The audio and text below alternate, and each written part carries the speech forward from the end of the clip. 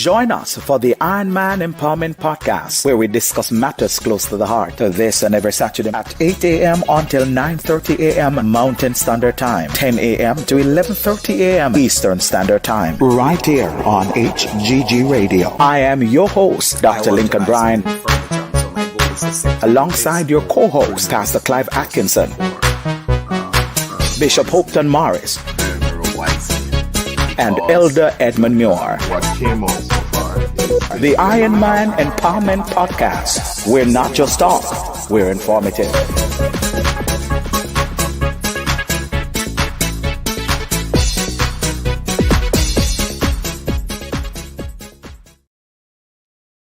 Good morning, everyone. Good morning, and thank you so much for joining us for the Iron Man Empowerment Podcast right here on HGG Radio. We are so delighted for yet another Saturday morning. This is the day that the Lord has made, and we are here to rejoice and be glad in it. And of course, we are thanking you for tuning in to HGG Radio, Edmonton's #1 in gospel music. We want to thank everyone who is joining us, everyone from near and far that tune in Saturdays after Saturdays right here on the Iron Man Empowerment Podcast. Thank you so much for joining the show. Of course, here on the Iron Man Empowerment Podcast, we discuss matters that are close to the heart. I'm your host, Dr. Lincoln Bryan, and I'm joined by my co-hosts, Pastor Clive Atkinson and Elder Edmund Muir. Of course, on our first Saturday, we don't have Bishop joining us. Of course, we want to send mad love to Bishop here on the first Saturday. Together this morning, we will be exploring a profound topic that affects us all: unlocking the resilient adult, healing and empowering the inner child. We'll delve into the ways in which our childhood experiences shape us, and how by confronting and healing our inner wounds, we can tap into a deeper wellspring of wealth, courage, and resilience. Through our guest that will be joining us in the program, inspiring stories, expertise, and guidance, we'll discover how to acknowledge, embrace, and transform our inner child, unlocking a more empowered, compassionate, and purpose-driven adult. So let's dive in and get this started on this transformative journey together. Good morning to my esteemed co-host, again, Pastor Clive, Elder Muir. Good morning.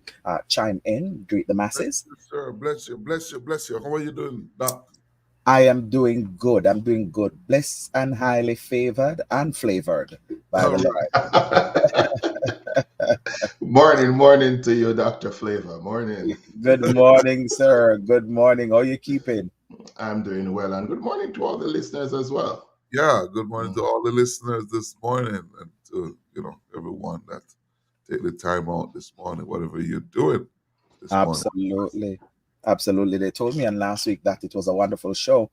They enjoyed it. I was listening as I was making my way over to New York. So big props, for Elder Muir for sitting in the driver's seat last week and steering the ship. It was indeed powerful.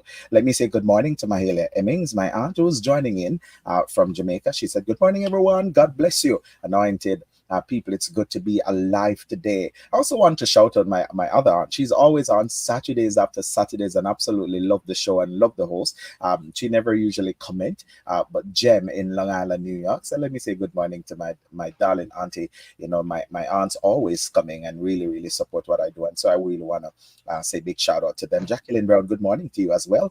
And Jacqueline want to say happy anniversary, and to those who are listening to us on the first Emancipation Day for a lot of you in your countries, HGG Radio, we celebrate our second anniversary.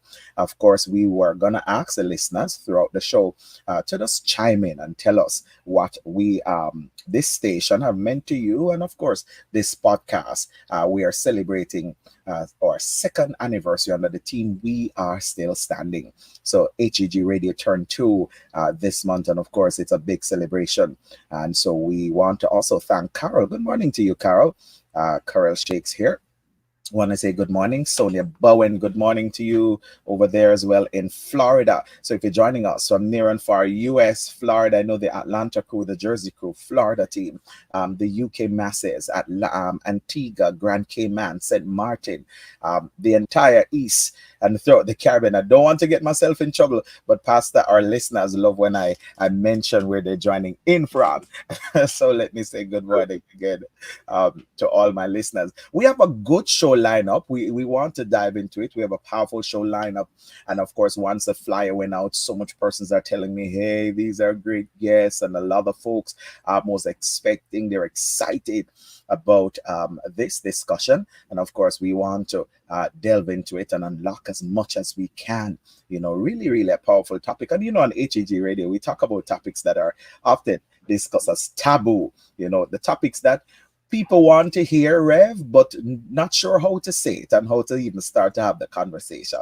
So tell you what, on HEG Radio, we'll start the conversation, and we'll keep it going. We'll keep the conversation moving. So let me set it up and we'll get started.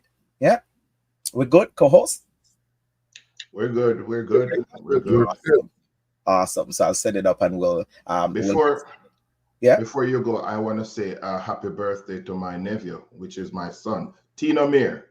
He celebrated his birthday yesterday. I didn't want to forget about it. So happy birthday to you, Tino. Continue to do the good things and let God do the better things in your life.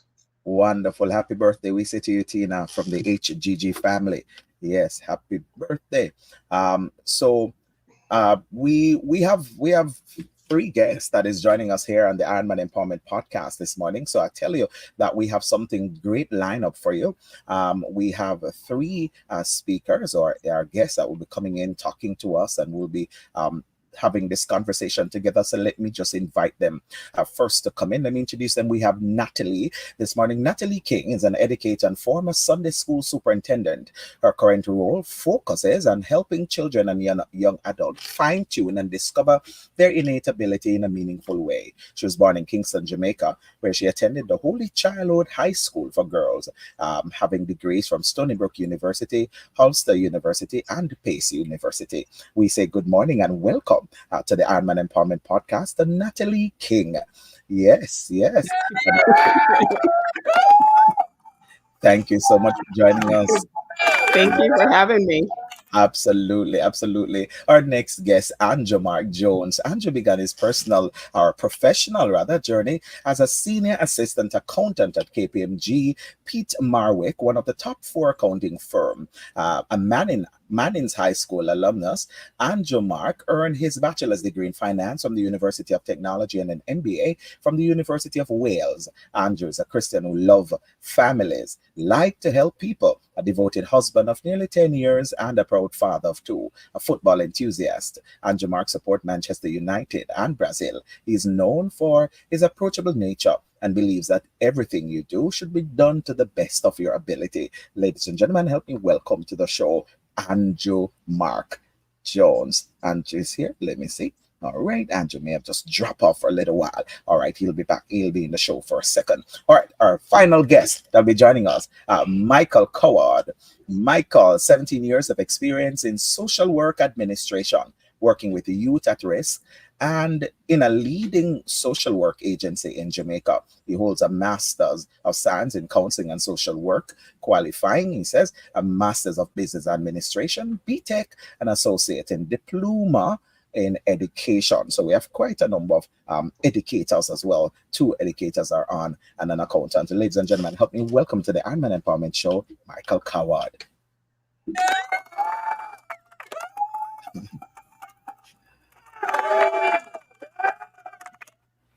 Thank you so much, Michael. Thank you for being here. Welcome to the show. Thanks for having me. Absolutely, absolutely. Thank you for being here. We want to dive into this important discussion. I'll set it up and then we'll be on our way as our other guests will be chiming in, maybe just having some technical difficulties there. But let's set it up and then we'll have this conversation. All right. Just to let our guests know, on the Ironman Empowerment Podcast, we keep the conversation real.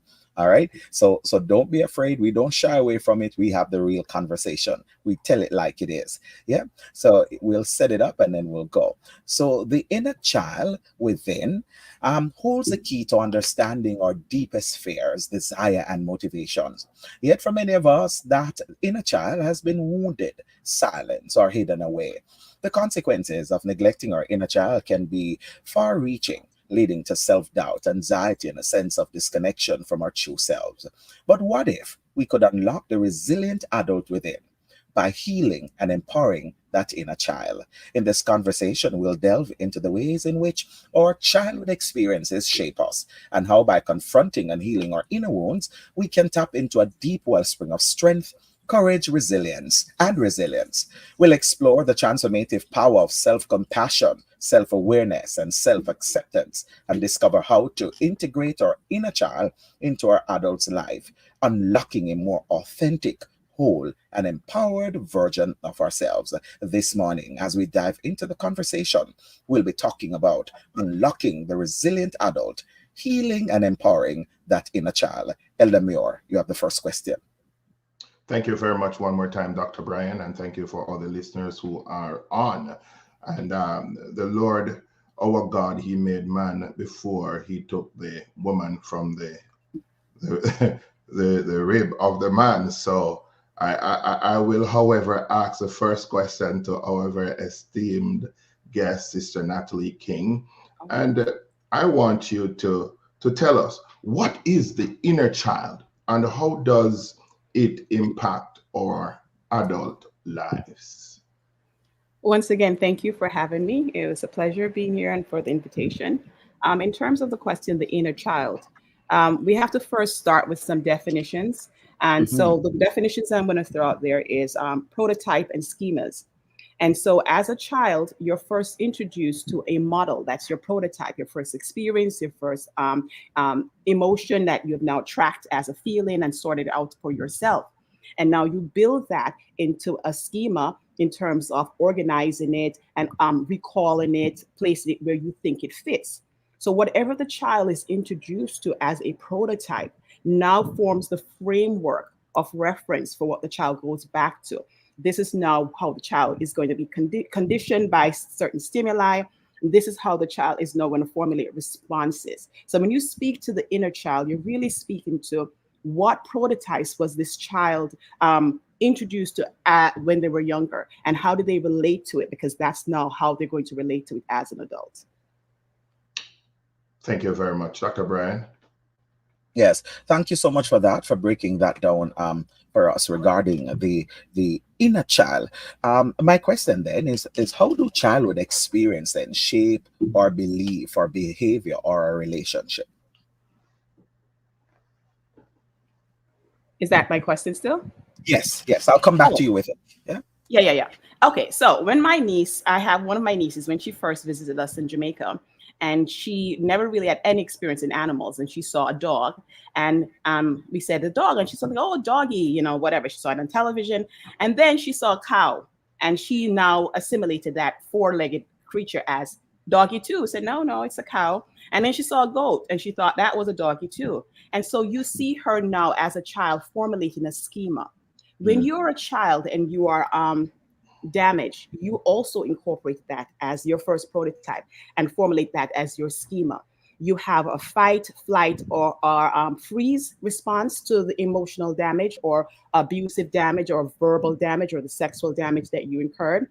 And sometimes in adulthood now, you either replicate the damage that was done to you upon others, or you do avoidance, or if you are intuitive and reflective, you seek the help that is necessary. But normally, when you don't know the damage is there, you go back to either replicating, avoiding, or exhibiting some toxic behaviors in response to what is reoccurring from childhood. Awesome. Thank you so much for that and for breaking that down as we dive into the conversation. We want to bring our next guest in, and as we keep the conversation flowing and going, Michael, as we breaking down the inner child so that we can start to move to unlocking that. Michael, I'm not sure if you have had an experience of from let me say, that damage from that inner child, or that dysfunction or that hurt from that inner child, or inner childhood, that you have to deal with and have to pull yourself up in order to even start to begin the journey of becoming who you are today. Michael, if you can talk to us about that experience. Good morning again, and thank you. And Natalie, that was a very good definition. You understand? Yes. And there's nothing I can add to that. But as for your question, before I get into that, though, I want to say that psychologists, researchers have spent a lot of manpower trying to make a link between our childhood and our adulthood. Mhm. But have to talk about what is in the Bible, because that link was already made when the Bible said, "Train up a child in the way he should grow, so that when he's old, he will not depart from it." That was already making a link and saying, depending on what you do with the child at this stage, the child will show signs of that when he's an adult. Now, what you're referring to, that the question that you asked me more specifically, Mhm. we call it adverse childhood experiences, and how our adverse childhood experiences can shape how we respond, how we behave when we're adults.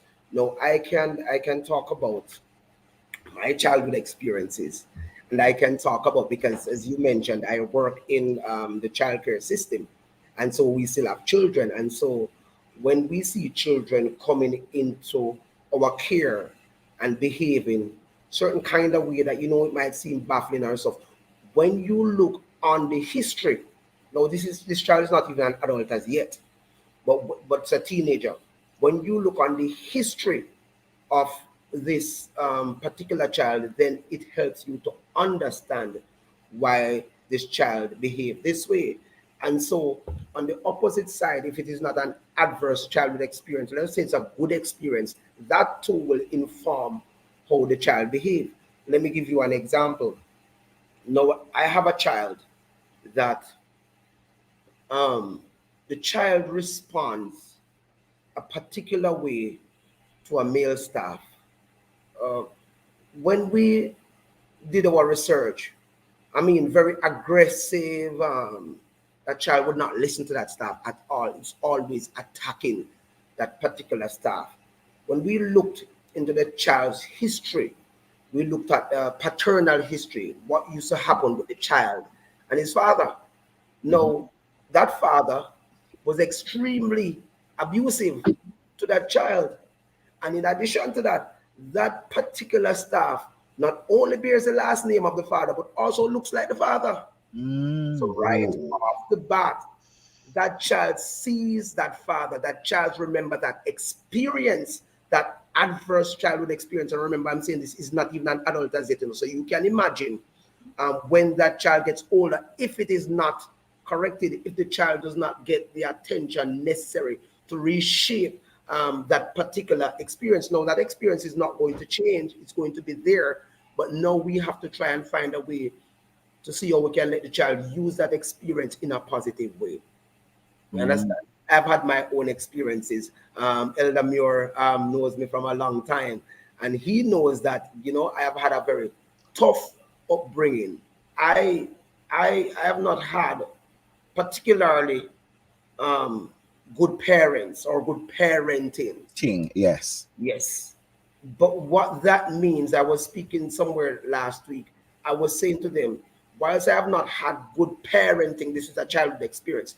Whilst I've not had good parenting, it still it still informs me how to be a good parent. So you will still hear me say, my mother taught me good lesson.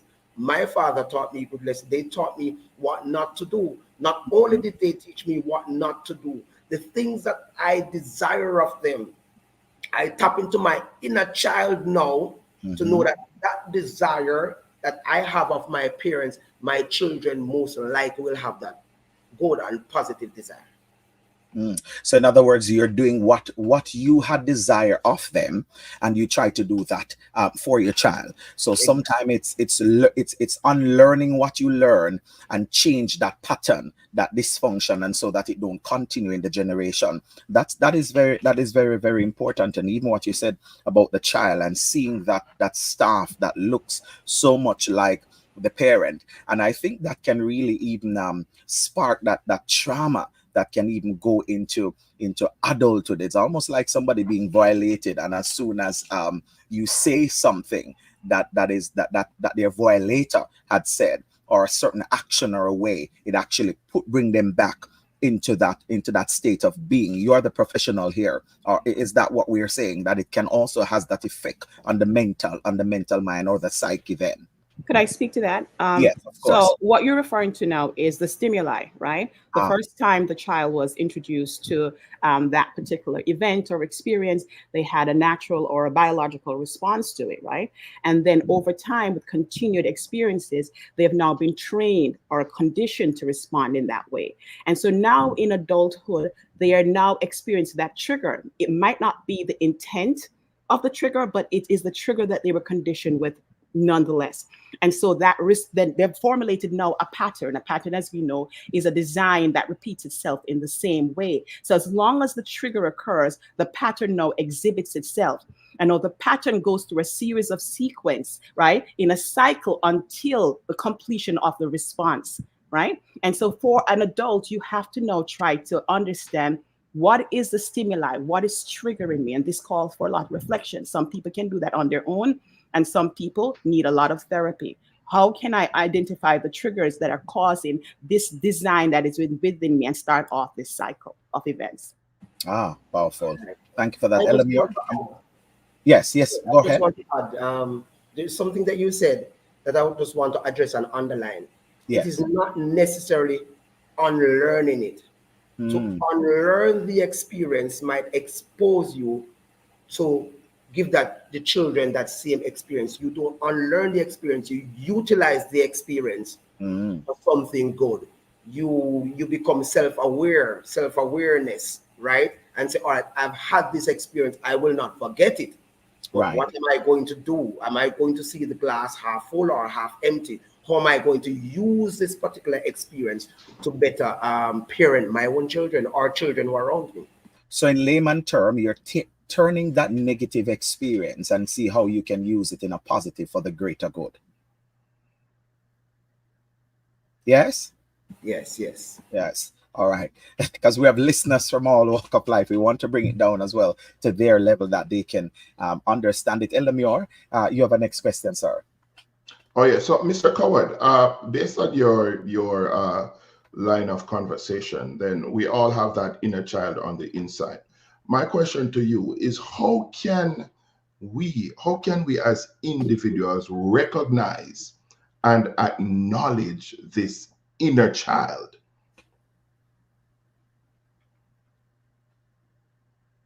All right, thanks for that question, Elder Moore. I made reference earlier to self-awareness, self-reflection, and it comes back to what I said earlier. We're not going to forget. You understand? We are going to reflect on it.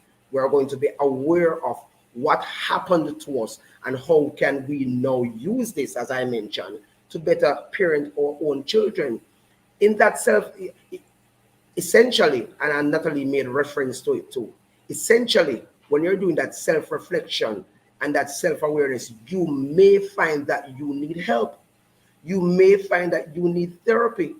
And you will find that if you don't seek and receive therapy, right, you might, the same mistake will happen if you don't seek therapy to correct all of that.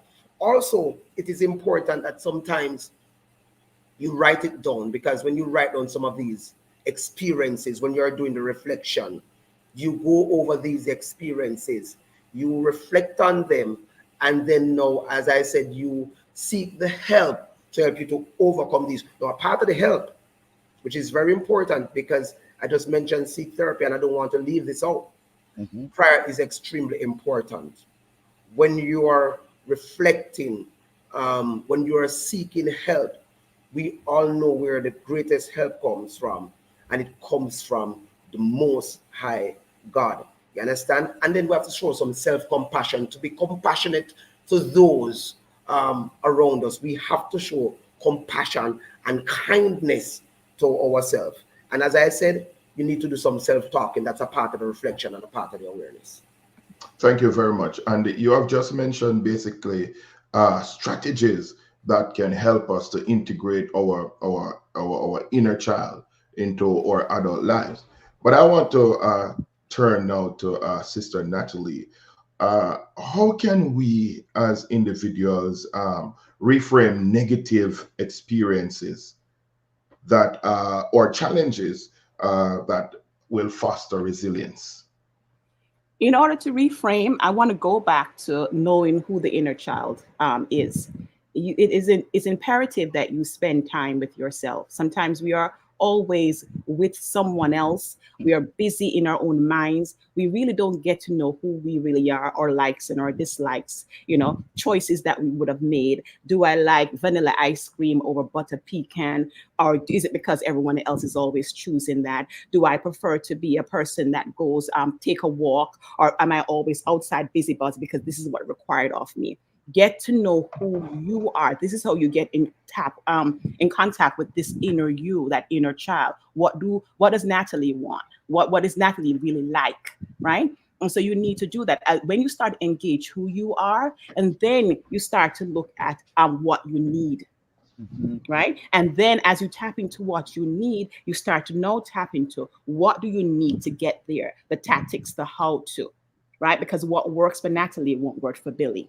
You understand? And you cannot apply what is good for Natalie always for Billy. Some things are general, but Billy does not necessarily have the personality that Natalie has. And so you have to be able to get to know you and what works best for you. Now, there are generic coping mechanisms that you can use. Some people, when they're stressed, they use stress balls, they make lists and everything. And you can go through a gambit of that when you sit with a professional therapist, right? But get to first know you. Mm-hmm. Thank you very much. Very well said. And I must say, it's so powerful because it was just, I believe a few months ago, I said to my wife, my favorite meat is curried goat. All my life, I could not say what my favorite meat was. And I believe it's just a learning process. It may seem simple, but I looked at it from a certain angle. It's just a learning process. So what I'm saying, I believe that children and adults too, we do learn over time, and we're not going to get it all at the same time. But after revisiting through meditation, and as Michael said, Bible studies, etc., then we'll be able to know our true selves. And that's very good. Dr. Bryan, back over to you, sir. Yes, thank you so much. I'm coming to Pastor Clive, who have a question. Pastor Clive, are you ready with your question? We had some challenges there. If not, I can go and then we'll circle back with Pastor Clive. As you're I'm yes. ready. All right, go right ahead, sir. Question, I'm just going to put it out there. It's what are some common wound or trauma that can affect the inner child? Common wound, trauma that can affect the inner child. All right, if I may. Yes, if I may. So common wounds, and I think all of us can speak from some place of experience. And I'm going to talk about one that Jamaican parents sometimes a lot of times they don't agree because they say something else. No, my grandmother and grandfather used to have a style of beating what they call them jackfruit. Let me explain jackfruit to you. So jackfruit is because they're a little older, they're elderly. So when they're going to beat a grandchild, they have to do it jackfruit style, which means my grandmother, the child will be floored. My grandmother sit on that child, and the grandfather put on the beatings. Now, a lot of people make reference, as a matter of fact, some of my cousins make reference to how that beating did well for them. But the truth is, those beating for me was very traumatizing. Oh Mm. boy. If I didn't have some amount of cognitive restructuring, you know, getting rid of the negative thoughts and replacing them with positive thoughts, it would mean that this is the experience, this is what I saw, and this is what I need to do when my children, or anybody for that matter, because people keep thinking that it's only children. If you're taught that when somebody disobeys you, you give them some decent flogging in a relationship, even in a relationship with a wife or a husband, that might be your natural instinct. You understand? And it is something that sometimes the church don't even look on it that particular kind of way. But it's extremely traumatizing. You understand? When you pull it back and you look on it, it's extremely traumatizing. It actually damages more than it does well. In fact, because you have to spend a lot of time to recover, to get rid of that thought, to get rid of that lesson. You understand? You have to spend a lot of time to do it. And sometimes while you're spending a lot of time to do that, it it puts you in a place of depression sometimes too, because here it is that you are not sure what exactly to do, because every time that you stepped out of line, you got a waxing, you got a jackfruit. You understand? And so that's a traumatizing event for almost all of our cousins. As a matter of fact, some of the cousins who believe that this made them better, they're in abusive relationships. They keep Mm. abusing their own children, and nothing can be as traumatizing for me if I was to beat my own children, if I was to give them a jackfruit.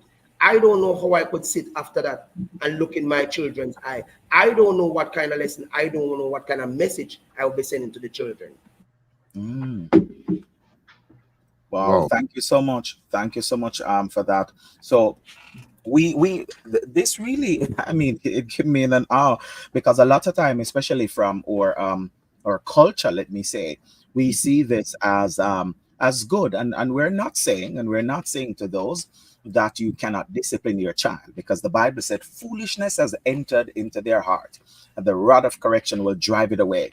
uh, I think it's how, I think it's how, I think it's a way, I think it is understanding that discipline. I don't I don't support the excessive whipping and lashing and jackfruit style, like our guest had mentioned, but to let the child understand. And of course, you can discipline that child without affecting that child so much. And that's one of the things, even for me personally, when it comes to disciplining my children. I have girls, and I don't want my girls to grow up believing that it's okay for a man to be beating on them for everything. And so one of the things I try to have is more conversation than lashing them. You understand what I'm saying, especially with belt and wires and all these that we come from. So thank you so much to our guests for these thoughts so far. We're going to take a quick break, and we're gonna be back, and we'll continue this conversation. We are talking, and we'll have our other guests that will be joining us. And so we are talking about the by unlocking the resilient adult and healing and empowering the inner child. So if you're just joining us here on HEG Radio Iron Man Empowerment Podcast, we have three our special guests who are joining us here on the podcast. Let's please stay with us. We're going to take a quick break, and we'll be right back with you. Hey, hey, hey, the Saturday Hub is back online on HGG Radio. Come join me, Auntie Renee, at 10 a.m. Mountain Standard Time, 11 a.m. Central Time, and 12 noon Eastern Time. It's gonna be a great, great, great celebration. Children, you don't wanna miss it.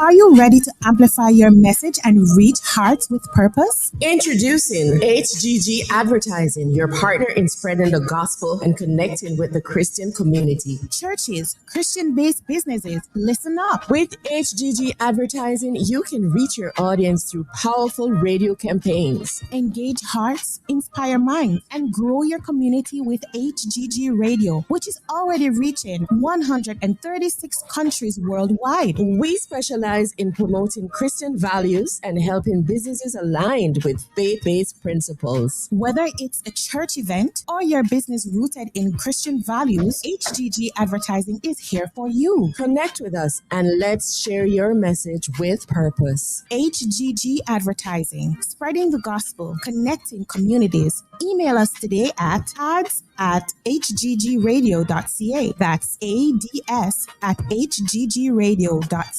Or call us today at 825-343-4486.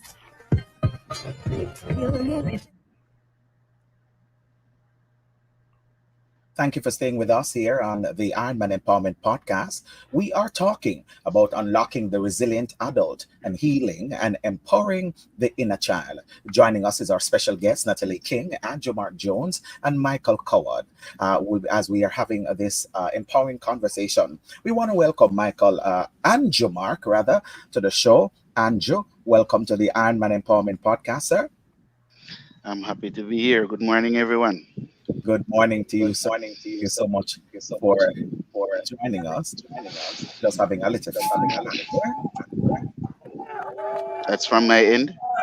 Yes. Yes. Yes.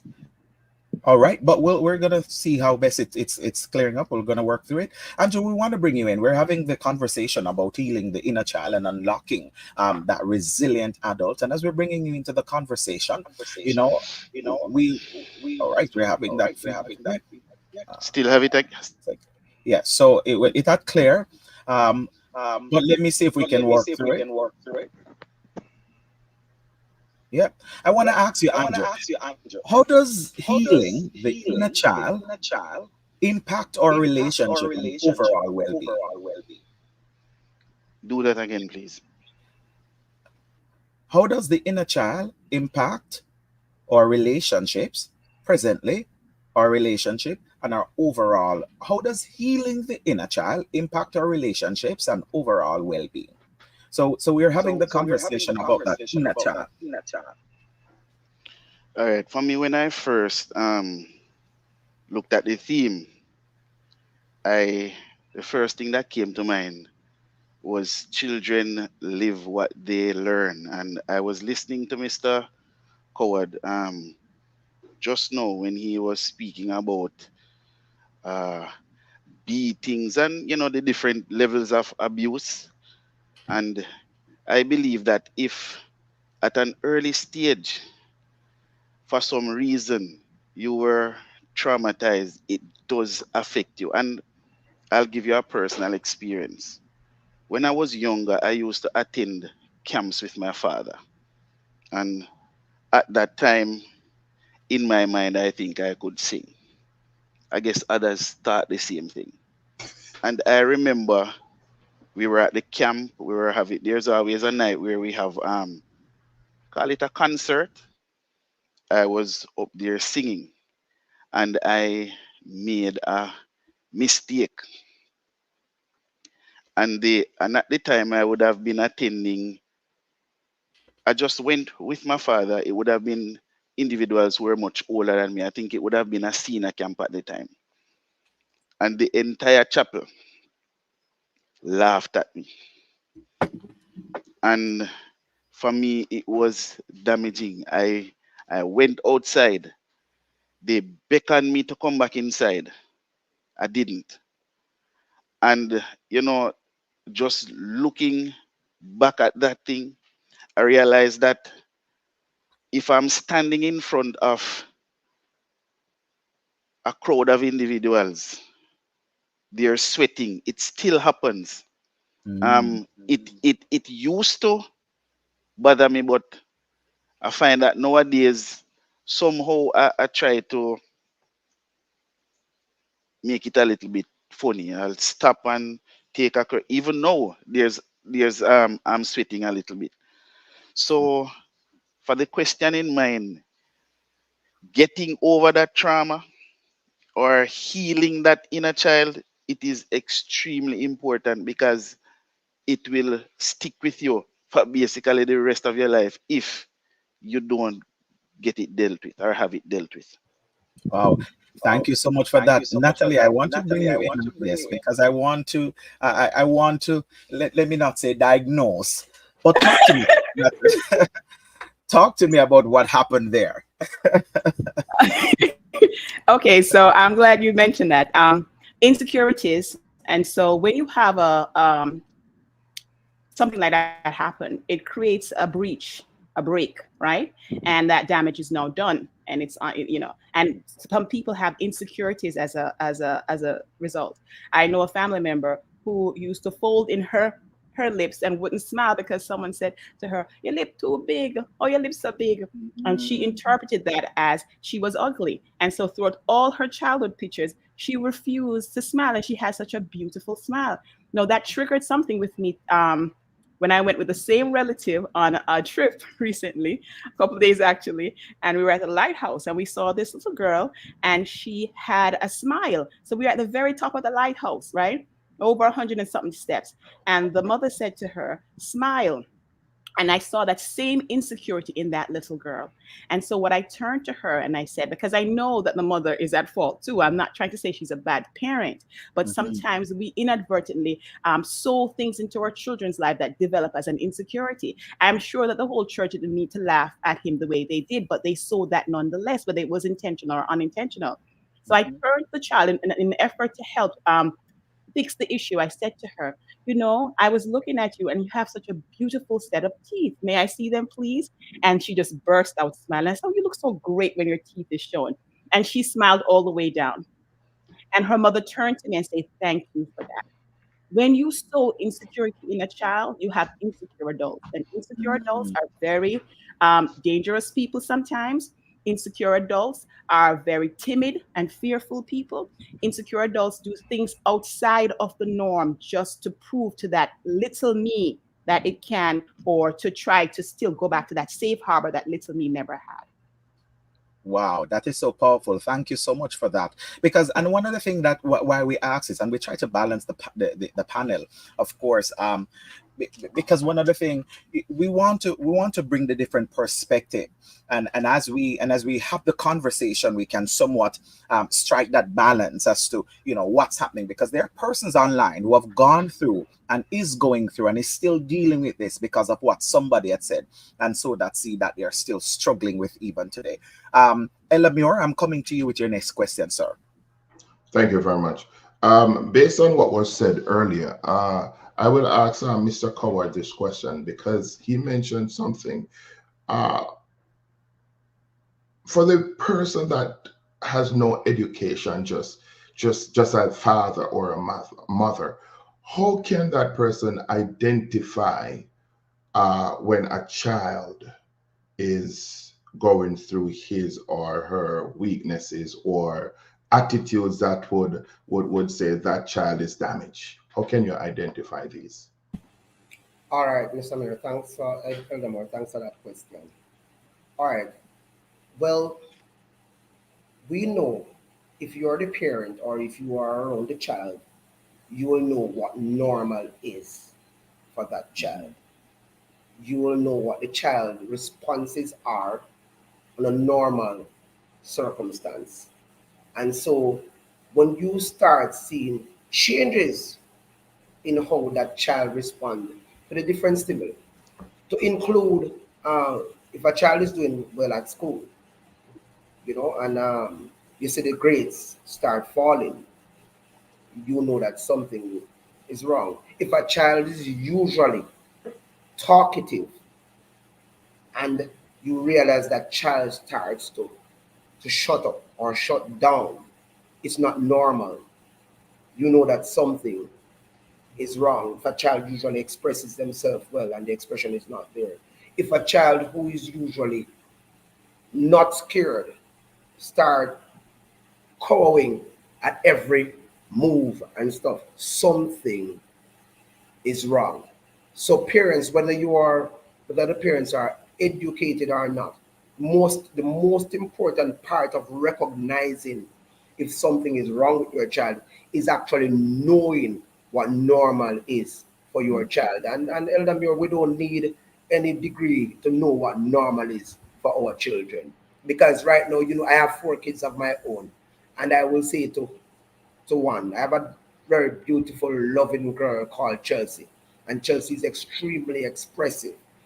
I can tell you when Chelsea is not well physically or something is happening with Chelsea because she's not her usual self. And so that's why it is important not only to observe the children, Elder Muir, it's important to listen to the children. And I'm going to tell you why I'm drawing an underline under that particular sentence, because my grandmother and grandfather, they were old school. They will tell you, and some parents know to include Christians, that children are to be seen but not Not heard. heard. Mm-hmm. And so your children can't now communicate with you because of fear that you will respond in a negative way. I'm going to give you an example, and it's with me and one of my son. So Mikel, he um he fought at school one day, and I'm going to whisper that I was surprised. I was extremely surprised because this is a very calm, non-violent. There's no indication at all that this child would ever get into a shouting match, let alone a fight. How old is he? Sorry. At the time he was 11, right? Um, he came home and he didn't tell me. The teacher told me, and when the teacher told me, to be honest, I tried very hard not to celebrate because I'm saying my son is fighting him. But you know what? I,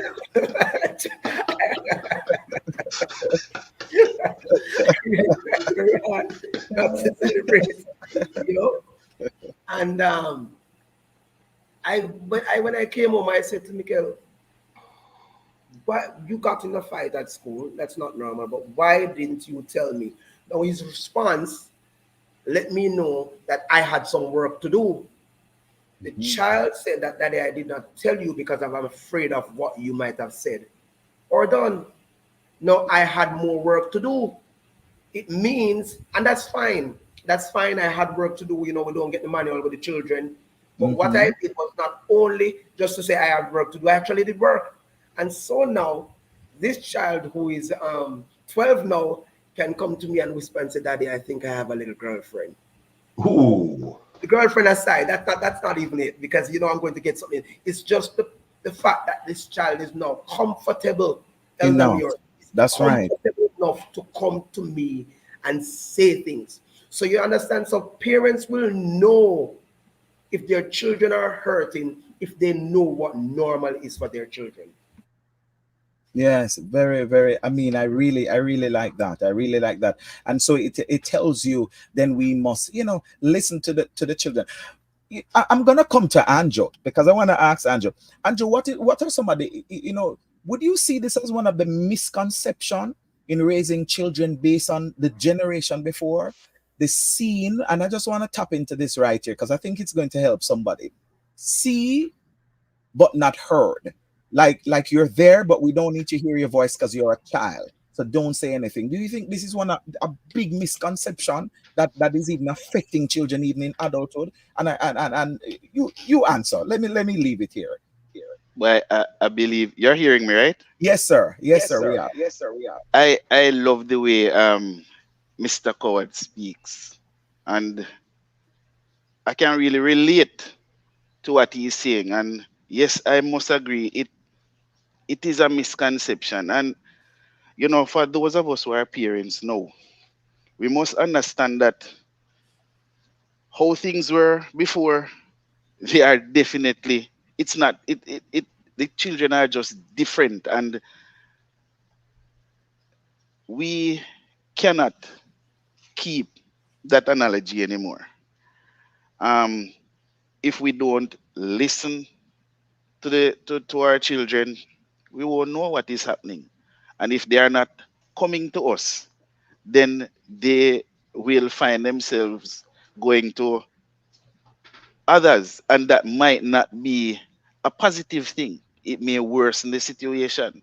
That's So right. I really believe that yes, we need to be observing them, we need to listen to them. And when he said that his young son could come and say, "Boy, Dad, I have a girlfriend." This is something that it's a type of relationship that I want to have with my children. I'm probably not there yet, but it is something that I'm working on. I prefer if they come to me for everything. I mean, I don't know everything, but I prefer that, because if I don't know, then I could take them to somebody who I know will have some sort of positive influence or impact on their life.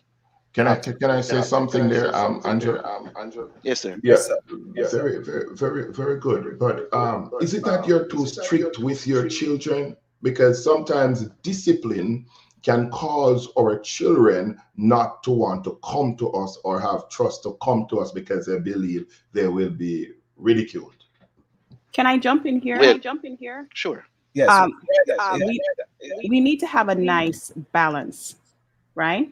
Where they can come to you, you reserve judgment, because some people are quick. As soon as children open their mouth, they're quick to start judging, they're quick to start leveling the accusation. Listen, learn to listen, not combatively to have a response, but just learn to listen to tease out what is really happening. Listen to even what they're not saying and read between the lines, and then have a thoughtful response to what is going on. And they're more at ease to tell you. It doesn't mean that you cannot apply discipline, because some parents think it's a free for all because I was beaten or whatever. I shouldn't discipline my child, and that's just like a total, on Right. the end of the spectrum, which is I wouldn't really recommend, right? And I'm sorry, I know mom is listening, but my mom was very free with us. I did not get a lot of spanking from her. I didn't say I didn't get spanking, but I didn't get a lot of spanking from her. And as a result, I used to speak to adults as a very precocious child, as if, because my mama allowed that. She allowed us to speak Right. to adults. And not, I didn't think it was rude, and she didn't think it was rude, but some adults thought it was rude. You understand? And so you have to have a nice balance in how you're training the children. Listen, don't be quick to judgment. Listen attentively. Ask probing questions. Ask for things that you don't understand, and then apply the necessary that you need to apply. That's so true. Because looking back, my mother didn't beat us for everything, and everything, she applied whooping. But I'm telling you, the woman was anointed. So whenever she get anointed, I'm telling you, you're going to get it, because when the spirit move on her, she's going to whoop you with the scriptures. But she don't give it to you. My mom said, I'll just add it up. I'll add it up. I'll let it keep going until she can't take it no more. And she give you the scripture. Children, obey your parents in the Lord. She don't just give it to you just so. She give you with the scriptures. She said, I'm going to beat discipline into you with the scriptures. Children, obey your parents. My mother would say, foolishness entered your heart, because that's what the Bible said. So the rod of course, I'm going to drive it away, because if you don't hear me, I'm going to let you feel it. But you don't, it not for everything. You just get this whooping as she says something. Wasn't somebody, she was very level-headed, calm. But when she get anointed, as I said, she'll go there. Thank you so much for that. And Andrew, I think you wanted to chime in on it here. So I'll bring you in here, Andrew. Anointed to be Okay. there. In terms of the discipline, oh, it there may be some truth to that, but I try to explain why it is that I am doing this. And if I find that probably my reaction to whatever was done was not proper, I am not afraid to tell my kids that I'm sorry. I feel free to do that. But Mr. Muir, I think, yeah, we may have to be careful in terms of how we do discipline them, because we don't want to be driving them away. Instead, like Mr. Coward, I want them to be coming to me with That's good. any and everything. I want to be very transparent with you because I have three daughters, right? And two teenagers. And what I realize is that sometimes they will not come to me, right?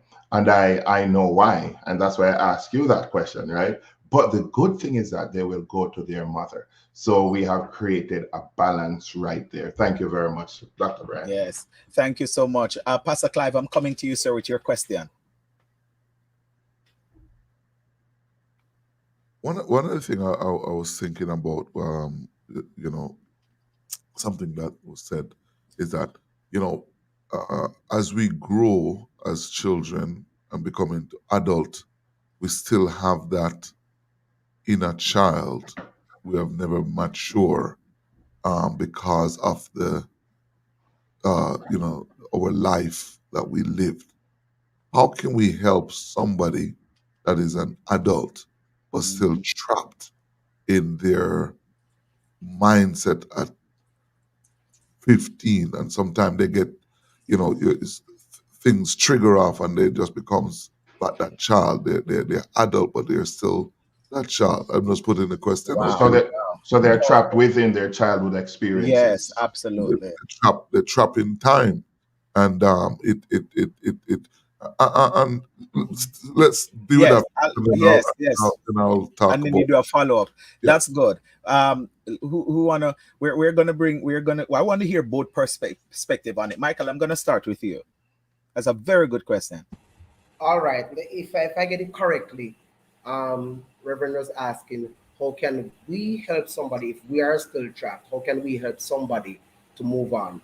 And that's a No, very important. no. So it's how do you help somebody who is still trapped? So they're now an adult, but they're still trapped in the trauma that happened at 15. They're still trapped in whatever happened before in their life. And so the minute they get a trigger, they go right back into that place. They have not matured yet into that adulthood. They're still trapped into that state. For example, a mama's boy, and he's an adult, and he's still looking at mama in the wife instead of being my wife. I'm looking at mother because I never have mommy love. So instead of having that more sexual love towards her, you're looking for that kind of mommy kind of behavior. Because I've seen that even in relationship. Sometimes because you are young and the charm and the stuff that you feel, you're still anything happen, you go back to 15. If All if right. you know what I mean? All right. Yeah, I get it. I get it. So we have something that we call cognitive restructuring, or you might want to call it reframing. The thing is, to be stuck, it means that, as you said, you've not dealt with it. And if it was that you could have dealt with it on your own, you would have already dealt with it, which means that you need help, and you need help from possibly more than one source. But even most importantly than the help, because when you're receiving the help, you don't change instantly. What you need to do is to communicate so that somebody can, who you're relating to, have an understanding of where you are. Because if I don't know where you're stuck at, I can't help you to move from that point. So if it is a spouse or stuff, a spouse need to have understanding and patience for that person. But that person also have to help themselves by seeking help. It might be from a therapist, it might be from somebody, a friend, or even a stranger that had that experience and can tell you, oh, I was at this place once, and this is what worked for me. This might not work for you, but you might need to turn over that stone and see if this works for you. If it don't stop trying to find something to move on from there. Because essentially, as we know, it is going to be damaging your relationship, damaging your path forward, because you are right there. But most importantly, it really is about seeking, accepting, and receiving help. And let me just add this to it. It is for men in particular. As I say, I work with teenage boys, and I'm a man myself. Men most of the times believe that seeking help is a sign of weakness. Yes, yes. That is Mm. why most people will say to you, it is men who seem to be stuck in their childhood ways or their childish ways, because we believe that seeking help, as I said, is a sign of weakness, and we must seek help. We must encourage children to seek help. To be frank with you, it is after I passed the age of about 40, I started recognizing how me being stuck at certain stage in my life was affecting the relationships around me. was affecting how I deal with people, was affecting connections and stuff. And so I had to seek help so I could move forward. Wow, this is so powerful. This is so powerful. Thank you for that. Lady Natalie, will just hold your thought. We're going to take a quick break here at the top of the hour, and we are going to come back with Natalie's response on this. Please keep it locked and loaded right here to HEG's Radio, Iron Man Empowerment Podcast. We'll be right back. Transforming your relationship every Friday at 5:30 p.m. Mountain Standard Time. It's all about loving on purpose and the challenges that face us and how our relationship can be transformed. Are you feeling stuck in life or a loveless marriage? Let's journey together as you discover clarity, purpose, and fulfillment in life. I'm Bonita Grange, your relationship and life coach. Why suffer in silence when help is right here? Let's connect for a 30 minutes complimentary session at www.tlcbonitagrange.com or right here on HGG Radio. Talk to you soon. God bless. Activate Core presents its annual virtual book tour from June 29th to August 31st. Join 30 authors from different countries and different genres as we traverse the virtual spaces of YouTube, Instagram, TikTok, WhatsApp, WeChat, and many others. Join in our live radio interviews, webinars, and book reading activities. Share in our stories of hope with families and friends on the HGG Gospel Radio Station in Canada. Contact us at activatecore7@gmail.com for more information. See you online. That's the virtual book tour live right here on HGG Radio, July 1st to August 9th, Mondays and Fridays, 10:30 a.m. Mountain Standard Time, inside the Morning Flow with Pastor Odette Thompson. HGG Radio. Are you ready to amplify your message and reach hearts with purpose? Introducing HGG Advertising, your partner in spreading the gospel and connecting with the Christian community. Churches, Christian-based businesses, listen up. With HGG Advertising, you can reach your audience through powerful radio campaigns. Engage hearts, inspire minds, and grow your community with HGG Radio, which is already reaching 136 countries worldwide. We specialize in promoting Christian values and helping businesses aligned with faith-based principles. Whether it's a church event or your business rooted in Christian values, HGG Advertising is here for you. Connect with us and let's share your message with purpose. HGG Advertising, spreading the gospel, connecting communities. Email us today at ads@hggradio.ca. That's ads@hggradio.ca. Or call us today at 825-343-4486. HGG Radio. HGG Radio.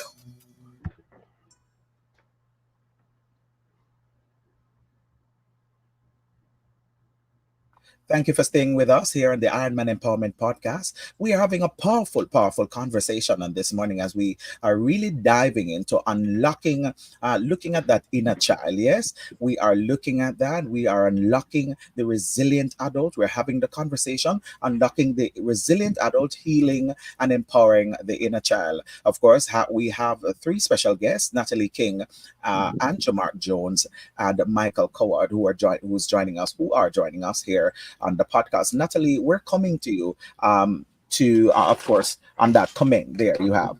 So, oh yeah, thank you for that again. So, a couple of things. You're not anybody's savior. That's a big issue that people a trap that they fall into, thinking that they can save somebody. You cannot save anybody, especially if you're not equipped to give them the professional help that is needed. So that's at the top of the hour, right? Things that you can help with though: set boundaries. I have one of my brothers who is an habitual line stepper because of injuries in childhood, trauma in childhood. But I have to set my personal boundaries and don't allow him to cross it. And it might cause issues with you and your relationship with them, but you have to set boundaries for them. You also have to have some sort of accountability partner. You need to have who's trying to give assistance, and they need to have an accountability partner, an established one that can talk to them, can talk, as my mother would say, strong to them, right? Without offense. Mm-hmm. And you as a person must know your limitations. You must know it, you know that you can't be exposed to certain things. It is not something that you can handle. Don't do it.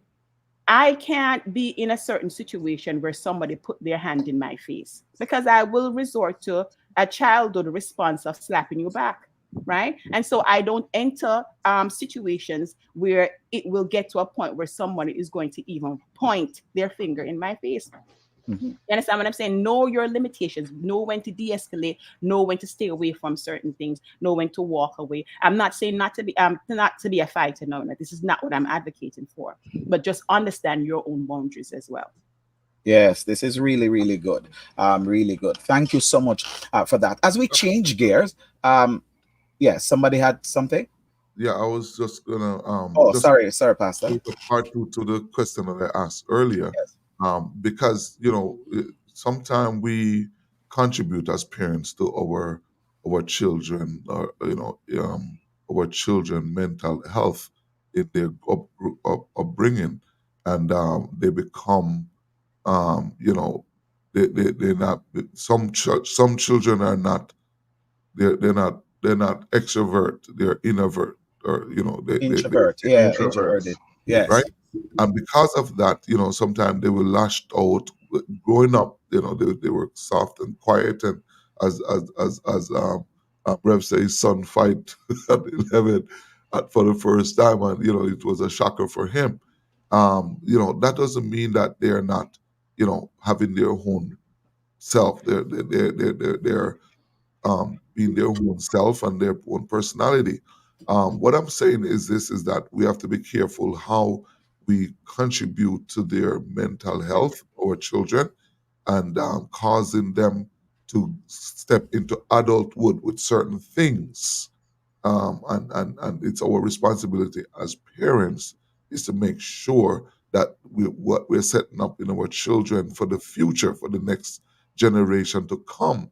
Because if you grow a monster, that's a monster. Not because they're quiet. That monster is going to get up one day. That monster is going to wake up one day. You wonder, you have heard that, oh, somebody went to prison. Why did they went to prison? They did this. No, not something happened. It didn't happen overnight. It happened a long time ago, and it's grown, become into this monster. What am I saying? I'm saying to us as parents, we have to make sure that we are leading our children not based on how we were brought up, not necessarily on how we were grow. Um, um, um, Sister King, you would have mentioned that you didn't get as much spanking, and your mom would allow you, so on and so forth, right? But we have to take that balance. And you have some persons that don't like when, like, your mother may be doing that, but then your auntie is not agree and says, come on, you got to put that child, you got to do this or do that, right? It's not just one parents grow a child. Take a village to grow our children, because there's some things that I will let slide, but uncle is not going to let it slide, or auntie is not going to let it slide. But then it's up to me how I get upset. It's up to me how I say, oh, it's my responsibility, but I'm not doing a good job because I am using my past and what I have been through, and to blurry the fact that my child is out of hand and needed to be in line. So what am I saying? I'm saying that we have to create a balance. We have to know how to create this balance with our children, and know it's not only us that leading our children. So how do we encourage them, parents, to be able to have other persons to do the examining, or examination. When you have your car and the car is giving, probably bring it to an examiner for them to look at it. You can tell there's a sound knocking, bam, bam, bam, bam, bam, bam, but you can't the fix what bang, mechanic. bang, bang, Yes, bang. You have to carry the bang, bang, bang, bang to the to the mechanic mechanic. Right. to deal with it. And I'm asking, Lady King, Mm. can we help a parents that is still in that trap because they are traumatized from what happened to them, and now their children is they are trying to secure their children, but they are damaging their children, Mhm. causing more harm than good I'm to Yes. glad that. you. Thank you so much. I'm glad you mentioned the village, right? Because for so long, we have been trapped in the European model of what a family should look like, the nuclear family of only mother and father and children, right? And we have not looked to how African, Asian, and even Native Americans have always looked at family as an extended unit where you have grandma, uncle, someone who's not really an aunt, but you call them auntie, and Auntie. cousin, and all of that, that forms the village. You need to vet your support group. You need to vet your village. By that I mean you need to look at what are some of the qualities that I see in these people, whether they're blood related or not, that are going to be a part of my support structure for my child. And you need to have an agreement with them about what can or cannot be done. And you also need to know when to be hands off when when that support system is stepping up to do what you cannot do, right? Or what you don't have the courage to do. So have a support system in place. The support system doesn't necessarily always come from just the people that you go to church with. Don't be so limited in your view as to what should be a part of that support structure for your child. But start building a support group of whom your child can trust to go to. I have nieces and nephews especially, and I said to them, if you get drunk, please call me. Don't, if there's no one else, call me, right? And I'm not going to jump on with any judgment or anything, because my aim is to make sure you get home safe and not hit anyone down on the road, right? So Mhm. have a support group that they can go to, whether if they're blood related or not. Don't just invite anybody into the group chat now. Be very That's right. careful in how you monitor who supports you and your child. So powerful, so powerful. Thank you so much for that response. It takes a village, and we're saying vet the village, invite the village, and allow the village to serve you in So, a better term. Yes.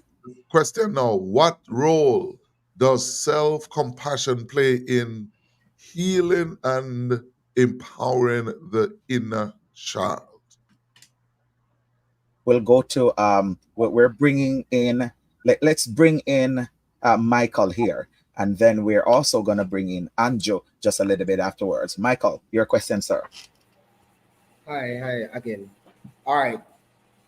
Self-compassion is important. As a matter of fact, you might have heard me mention a lot of things about self, and Natalie spoke about at some point that we have to rely on ourselves sometimes. As a matter of fact, that's what resilience is: relying on ourselves, relying on some help and stuff like that. And so, for us to be loving and compassionate, we have to first love ourselves, show ourselves compassion, some self care. You might not be able to care for someone if you can't care for yourself, because then you don't know what it looks like. And so Wow. that is why a lot of times you might make a lot of mistakes, because you believe that um, caring for yourself have look this particular way, and that's what you're going to show that child, or put that child under.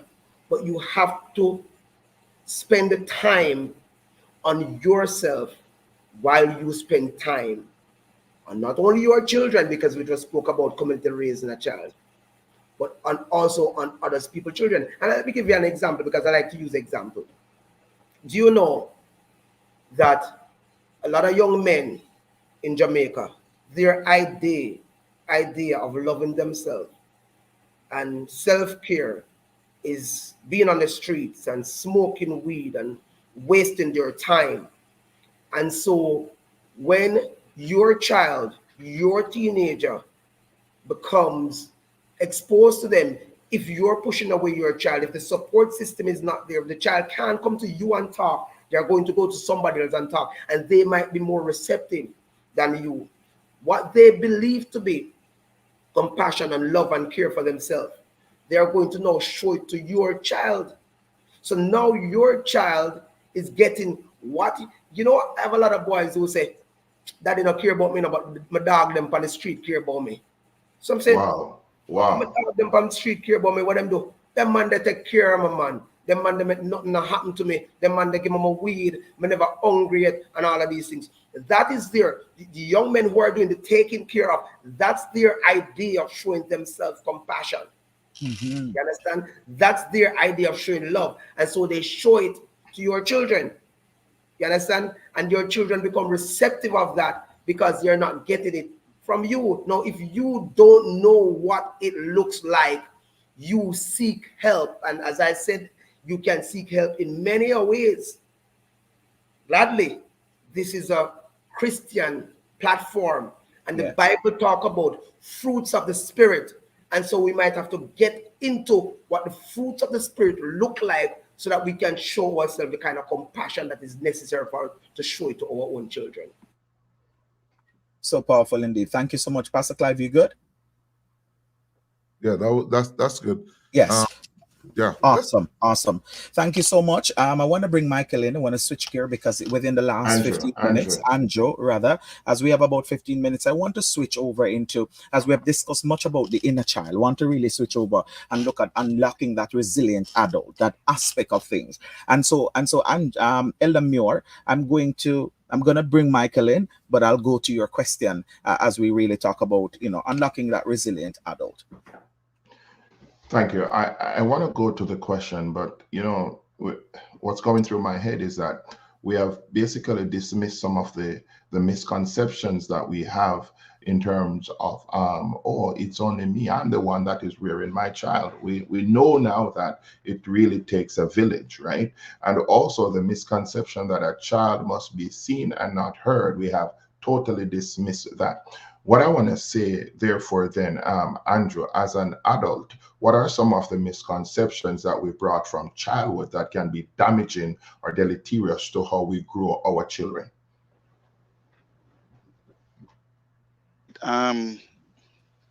Personally, it would be one of those misconceptions that you have already said we have thrown out. A child should be seen and not heard. It is not necessarily so anymore. And like you have said, we have discovered that.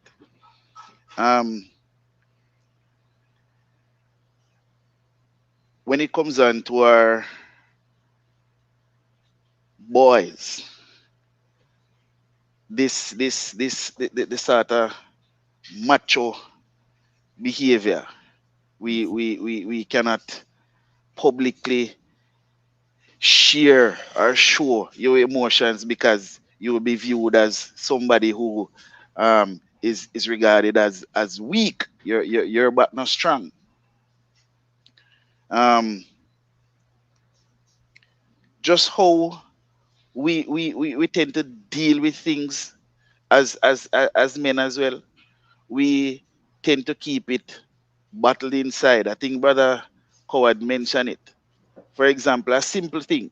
We could be traveling to a place, but thank the Lord we have GPS and that sort of thing. But before that, we didn't want to ask anybody anything. We didn't. It's almost like I know everything. I know what I'm doing. I am always in control. That's not necessarily so either. So it's just some of these things we really need to brush aside because it is hurting our children. Okay, very well said. But um, um, Michael mentioned something earlier when he was asked a question, and I want to just flip it there, Dr. Bryan, because Michael mentioned that how can a person then that is trapped, right, an adult trapped, help someone that is also trapped? Can you help us with that one? I mean, anyone can take that question. Anyone can take that question. You can't help someone that's all, if you're trapped, it's hard for you to help someone else that is also trapped. And it is very self-righteous of you to think that you have the skills and the experience to help them, right? And at some point in time, you have to step aside to say, I am not enough to help this person. If you're able to acknowledge that even within yourself. So a trapped person necessarily can't help. Besides prayer, you can't help the person to give them what is needed. But I would also like to add that the concept in recent years about the love language, understand what love means to you does not mean the same. You have generic love, but understand that certain things that mean really a lot in showing compassion doesn't mean the same thing for someone else. For example, my primary love language is acts of service and quality time. It doesn't mean that other people, that's how they show their love. Mm-hmm. Right? When my mom comes to my house, she will show acts of service by doing housekeeping stuff, and I'll come home and I'm like, oh my God, I'm so, but my mother's love language is not me going to her house and cleaning it. My mother's love language is that if I go to the mall and pick her up something. You understand? And so you have to learn to speak the language of someone else and not just your own. In showing compassion, you need to understand that. You need to also don't make assumptions about what other people know, because they don't necessarily know it. For example, I shared with, I think, Elder Muir just recently, that even though I have both mother and father, my father wasn't very an active father in my life. And as a result, I didn't have a prototype of a father. I'm going back to that word, right? Right. And so coming into the church, the whole idea of worshiping God as a father was just, obscure for me, because I didn't even know what that meant, right? But people made the assumption that you should know, right? Because I had older brothers, I had older cousins and male figures. I would understand that father-daughter relationship. I did not. God had to take me through a process, and so that's an assumption that people would make about what the relationship should look like and how I relate to God versus and how they relate to God. So be careful of your assumptions about other people and understand what love looks like for other people, right? And again, I'm going to emphasize, be attentive to what is happening so you can empathize, you can put yourself in other people's shoe. I am so happy, Dr. Bryan, that you brought the context of the church in right here. And so I want to say, as adults, then, what do we expect from persons coming in, being saved? How can we then help them in the context of what we're talking about now? We're talking about pulling out, bringing that resilience out of the individual as an adult entering church, coming with preconceived ideas, ways of doing, and thinking that they are right. How can we help those individuals? We'll bring you back in, Lady King. We'll also get the Michael's perspective on it, and maybe even Andrew's perspective on it as we bring it down. So go ahead. Okay, so very often in church, I remember some years ago I wanted to start a counseling arm in a church, and they always spiritualize stuff, and they don't really understand that there are real issues and damages that are happening to people that you can't just pray away. That's I am right. not saying that prayer is not powerful. Please don't misunderstand, but you need practical things to help people with, That's and right. it also means that some people probably have to be trained in these areas in order to professionally help these people. And Yes. because what you're doing is setting them up for more failure, for more abuse, when you just tell them to pray and fast and read the Bible. They need actual coping mechanism that they have to sit with a professional and learn about themselves. And it is not just generic for everybody. It's not, you have everyone is an individual basis. And so I think the church needs to have some sort of counseling arm, because you do have Christian counselors, right? You can sit with. That is a ministry of the church, where let me just point out too, it is not the business of the Christian counselor to tell the bishop, the pastor, the reverend, the people's business. I need to That's just true. emphasize that, because you have to protect. Because if the person is a sex addict, that doesn't mean that you have to go tell the pastor the person is a sex addict, right? The That's person right. came to you for counseling. You understand? And so we have to take that counseling arm very seriously. I just stop it right there. Can I Yeah, just say something right there? that's so powerful and true. Yes, Pastor Clive. Very, very powerful and true.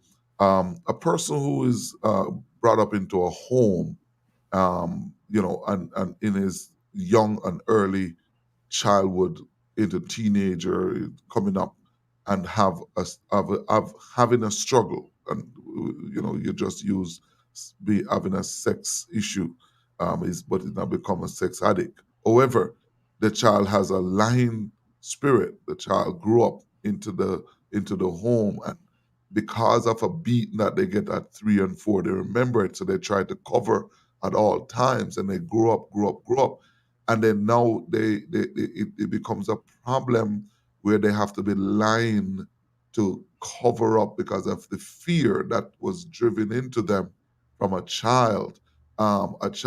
person who in the same spin-off on a child that is fearful, a child that doesn't want to open up and talk about some things, have hate because mother set up you know have favoritism in the home and cause one child to feel that they're not loved and not favored, and that child is get the second best type of thing, right?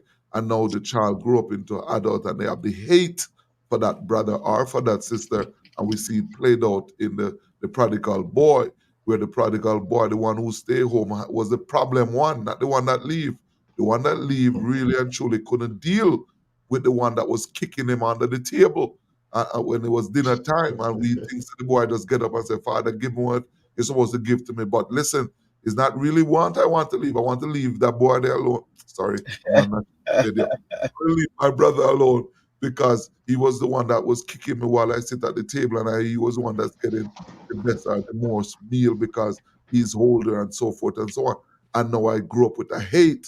So before I grew up with this hate, let me leave the house and think there. But what do you do with a child, with a person who is now become an adult and in the church and have that spirit of hate that they get saved and then the demon? Let me tell you something.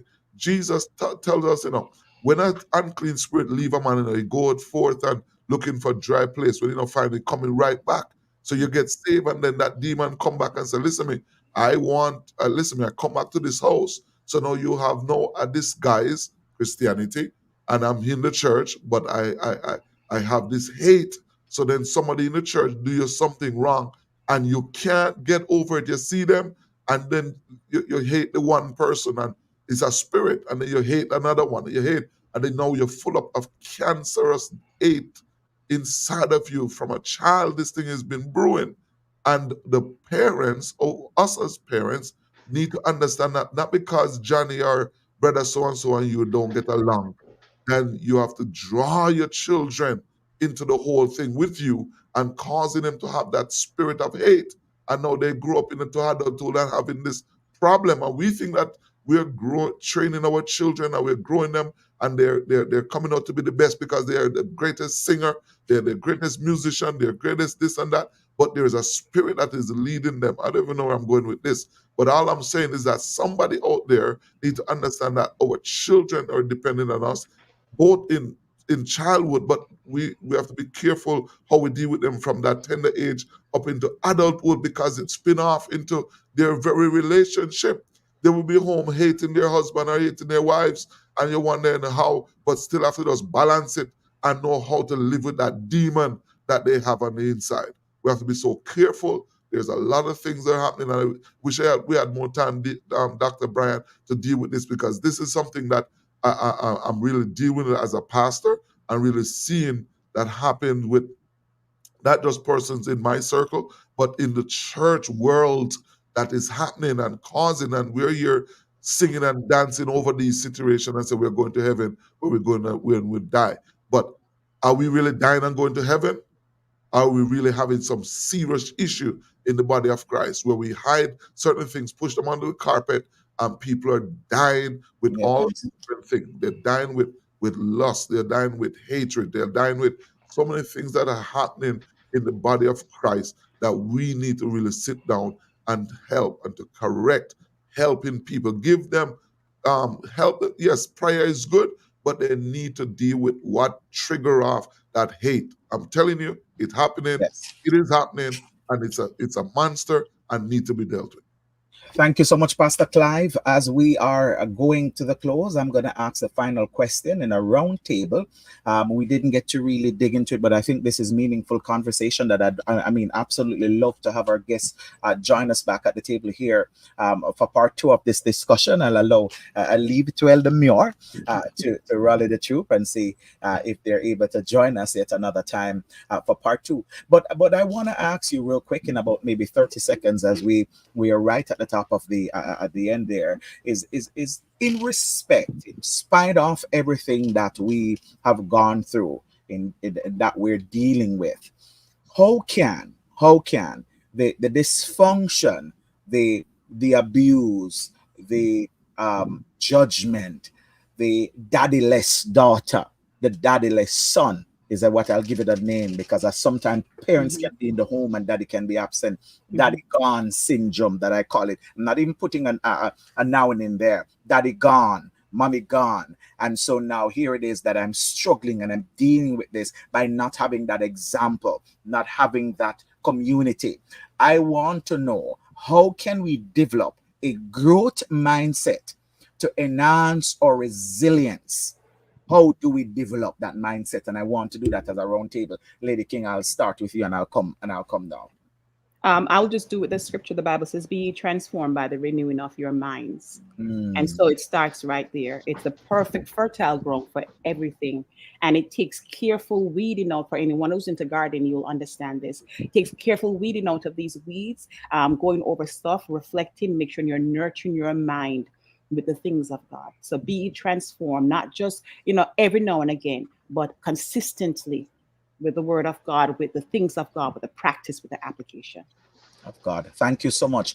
Let me ask you, Andrew Mark, sir, your take on it in respect of how we move forward, that growth mindset to enhance the resilience. Torrance has said, I'm in total agreement with her. We need to learn to develop healthy habits, have strong relationships in terms of our friendships, or have that sort of positive environment. I'm not remembering the young lady's name, but a lot of times we, Sister we King? tend to, Sister King, my apologies.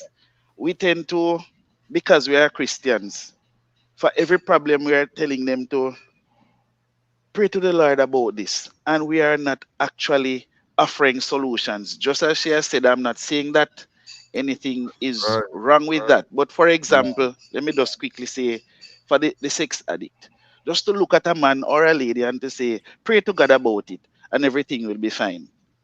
I don't really believe that helps.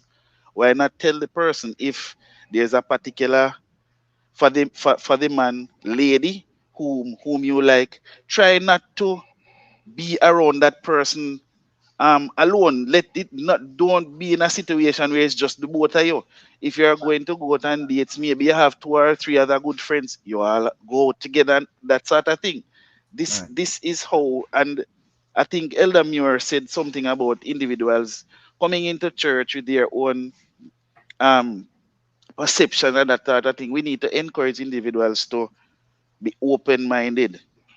We need to learn to adapt, you know, when circumstances change. We need to be flexible. Mhm.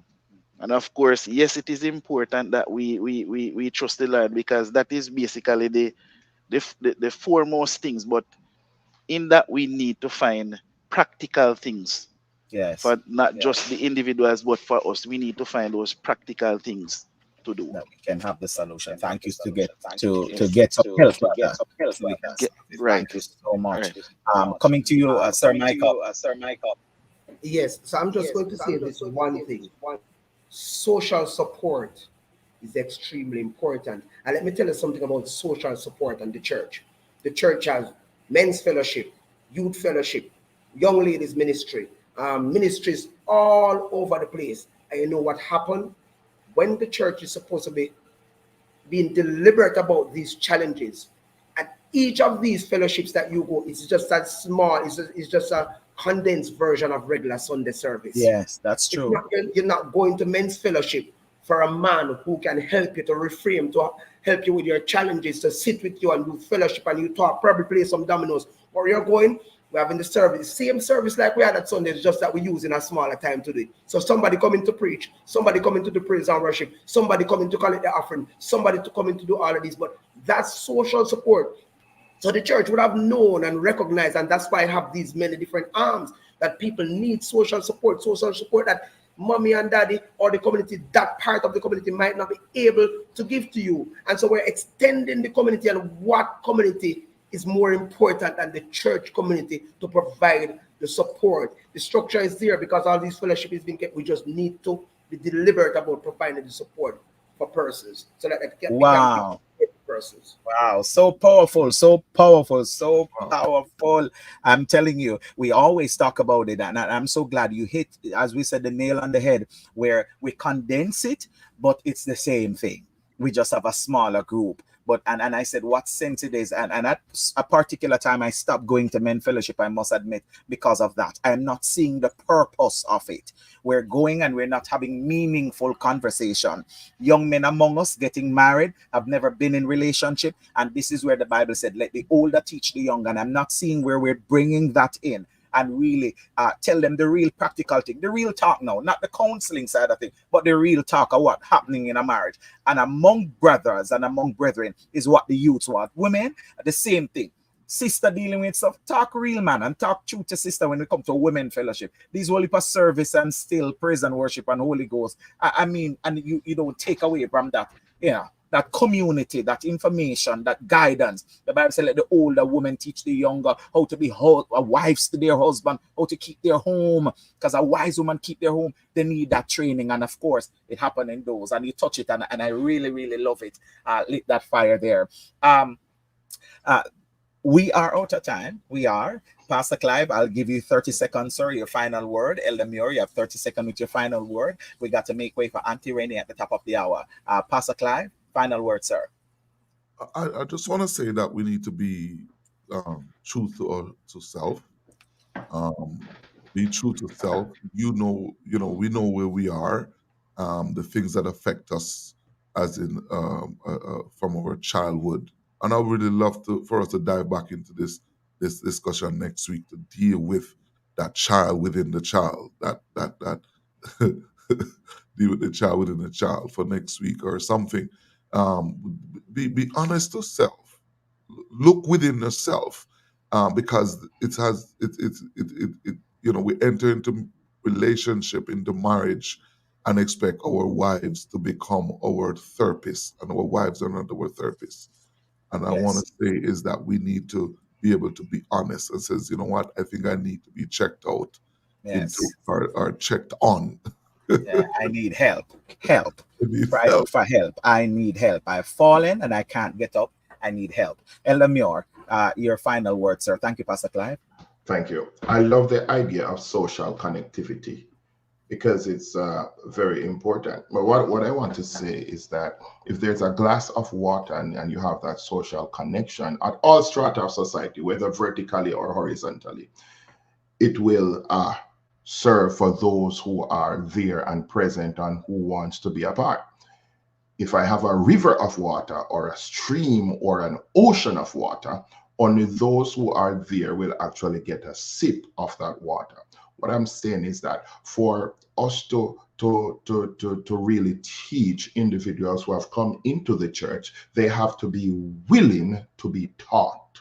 And what I'm saying to parents out there with children, adults as well, we must be willing to be taught and willing to learn and relearn. Thank you. Thank you so much, Elder Muir. Thank you, Pastor Clive. Let me say big thank you to Natalie King, educator, and Joe Mark Jones, of course, professional there in the finance field. Thank you so much for your input, Michael Coward. Thank you so much, sir.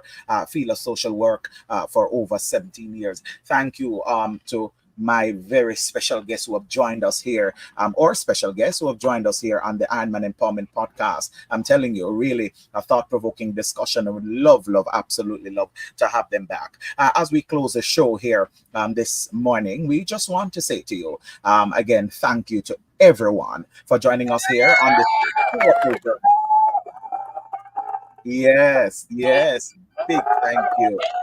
Big thank you. So thank you for joining us on this powerful journey of self-discovery and transformation. Today, our guests shared their remarkable story and expertise, guiding us through the process of unlocking the resilient adult within. We've explored the ways in which our inner child shape us and how healing and empowering that inner child can lead to more authentic, compassionate, and purpose-driven life. Remember, the journey of transformation is not always easy, but it's worth it. By acknowledging, embracing, and healing our inner wounds, we can tap into a deep wellspring of strength, courage, and resilience. Take the lessons and insight from today's conversation and apply them to your own life. You have the power to unlock your full potential and become the resilient adult you are meant to be. On behalf of the entire production crew, we invite you to join us next week on the Ironman Empowerment Podcast, where we continue to explore the depth of human potential and transformative power of resilience. Don't forget to subscribe to our channel on our YouTube platform and Facebook. Also, download our application anywhere where you go, where you download the apps, Higher Ground Gospel Radio. Share your thoughts with us on our social media platform using the hashtag Ironman Empowerment. Until then, keep pushing forward and remember to empower yourself and others along the way. Stay tuned. Coming up next, Auntie Renee on the Kids Block at the top of the hour. Thank you so much. God bless. Take care.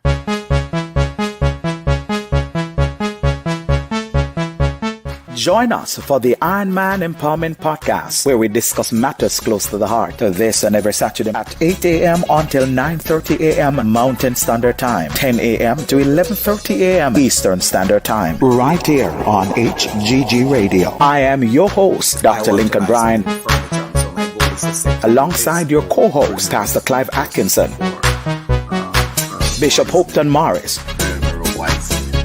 and Elder Edmund Muir. The Iron Man Empowerment Podcast. We're not just talk, we're informative.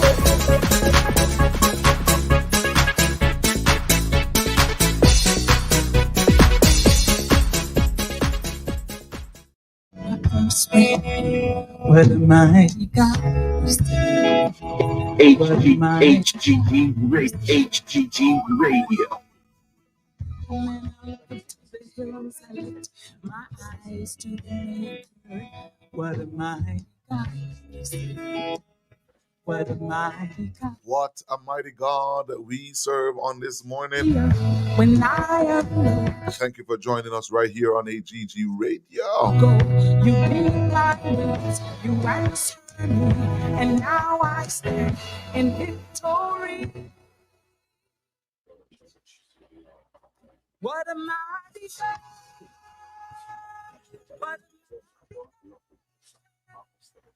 What a mighty for joining us right here on AGG Radio. Coming up at 10 o'clock Mountain Standard Time, we are joining Auntie Renee with the children.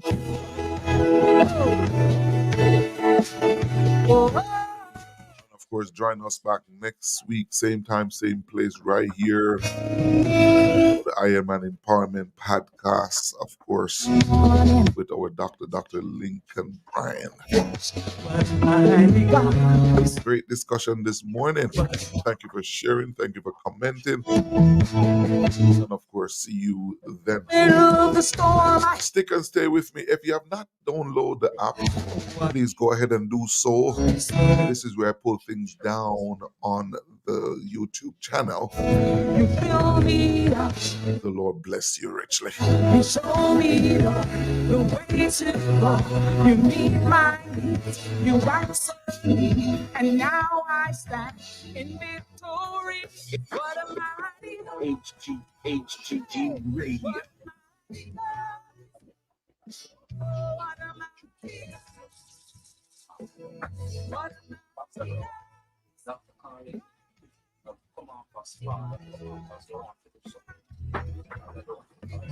Will get better. Your grace so high.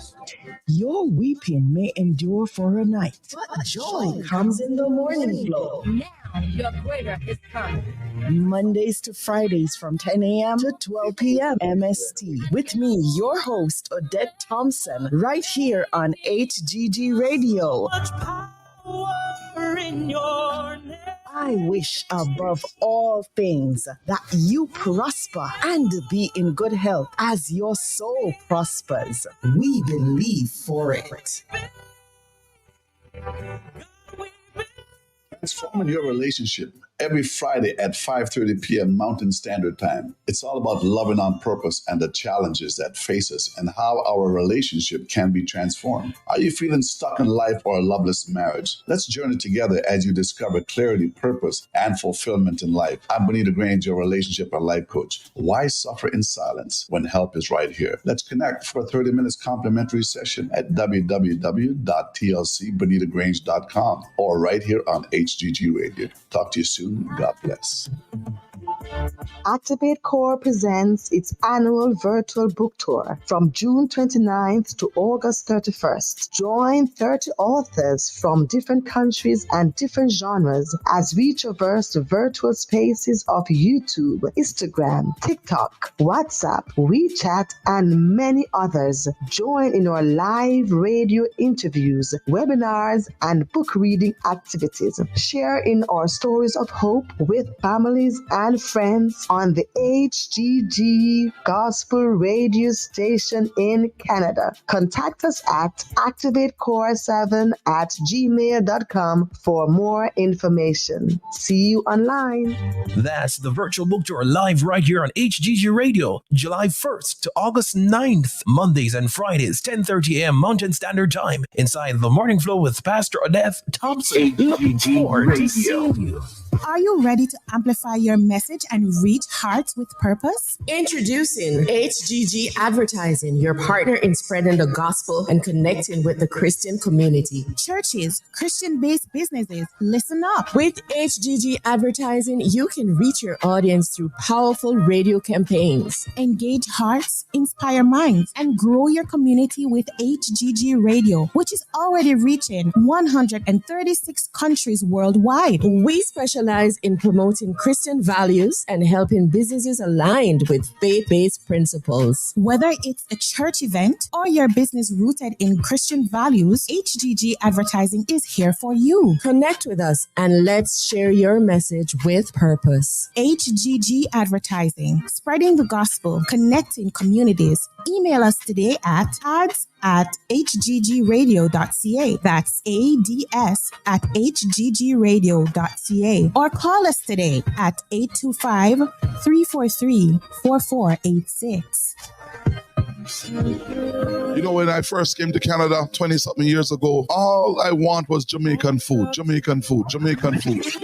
Looking for a Jamaican restaurant in Edmonton? A Yamida Jamaican restaurant and bakery. Get your oxtail, curry goat, jerk chicken, rice and peas, ackee and saltfish, fried dumplings, patties, and so much more. A Yamida Jamaican restaurant and bakery. Opening hours Mondays to Thursdays 11 a.m. to 7:30 p.m. Fridays and Saturdays 11 a.m. to 8 p.m. Visit them today at 4435 118 Avenue or call 780-479-1900. Radio. Top African Fashion, the one-stop shop for all your African needs for men, women, and children. Top African Fashion. We sell anchor and lace fabric, wigs, jewelry, African traditional beads, matching shoes and bags for ladies. We also carry shoes for men and kids, belts, and so much more. Top African Fashion for all season, occasion, and celebration, church, wedding, and graduation. Top African Fashion. Open every day. Visit us today at 9338 118 Avenue, Edmonton, or call 780-224-7339. Top African Fashion. Power in the name of Jesus. Join me, Elder Edmund Muir, and the Higher Ground Tabernacle family as we team up with prayer warriors from all around the globe to break down walls of oppression and bring victory to your situation. Join us in Higher in Prayer on HGG Radio this and every Monday night, 7:30 Mountain Standard Time. Send us your prayer requests or testimonies to our WhatsApp number 825-343-4486. That's 825-343-4486. And higher in prayer until you feel the Holy Ghost fire. See you then. Oh, there is power in the name of Jesus. HGG Radio. Join us for the Iron Man Empowerment Podcast, where we discuss matters close to the heart. This and every Saturday at 8 a.m. until 9:30 a.m. Mountain Standard Time, 10 a.m. to 11:30 a.m. Eastern Standard Time, right here on HGG Radio. I am your host, Dr. Lincoln Bryan, alongside your co-host, Pastor Clive Atkinson, Bishop Hopeton Morris, and Elder Edmund Muir. The Iron Man Empowerment Podcast. We're not just talk, we're informative. And it's burning in my house.